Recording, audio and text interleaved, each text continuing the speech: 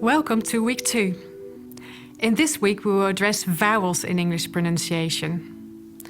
All the human speech sounds in the world's languages are denoted by symbols of the International Phonetic Alphabet, which has the acronym IPA.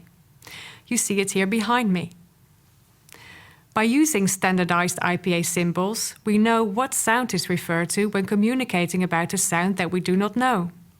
In the IPA chart, vowels are represented in a vowel diagram. The vowel diagram helps us understand the way in which vowels are pronounced. You can see the vowel diagram as a cross-section of our oral cavity.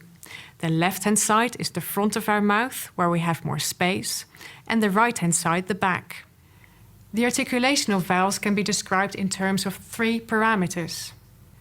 The first parameter, represented by the horizontal lines, concerns the shape of our jaw, which can be open, in an open mid position, a closed mid position, or close. If you first say E and then A, you can clearly feel your jaw moving from a closed position to an open position. E, A. This is why your GP asks you to say A to find out what is wrong with you. If you'd say E, he wouldn't be able to see anything. The vertical lines represent the position of our tongue, which can be in the front of your mouth, in the center, or at the back. Check this out by saying E and OO. If you did it the right way, you will have felt your tongue moving from the front to the back. E, OO. This was the second parameter, and the third is lip rounding.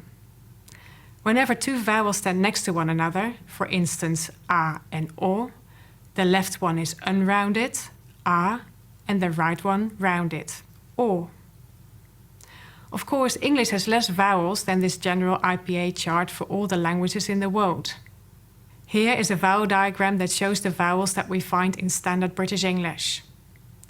They are the short vowels that we find in the words kid, I, dress, e, trap, a, foot, o, strut, a, lot, o.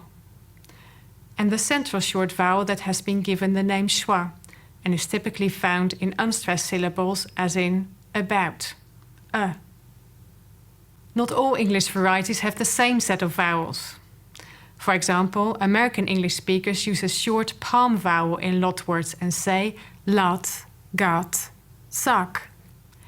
Standard British English also has 5 long vowels. Note that in the IPA a colon indicates length, that the vowel is long. They are the fleeced vowel E, the goose vowel U, the thought vowel O, the palm vowel A, and the nurse vowel E. Note also that where the vowel occurs before R, as in all of the nurse words, like for example bird, heard, word, and church, Rhotic speakers will use a short variant of the vowel because they pronounce R. In addition to the long and short vowels, English has 8 so-called diphthongs, which is a special kind of long vowel. When you pronounce a diphthong, you make a glide between 2 vowels, for example, I. 5 of the 8 diphthongs are closing diphthongs, which means that they end in a closed vowel, namely kid or foot.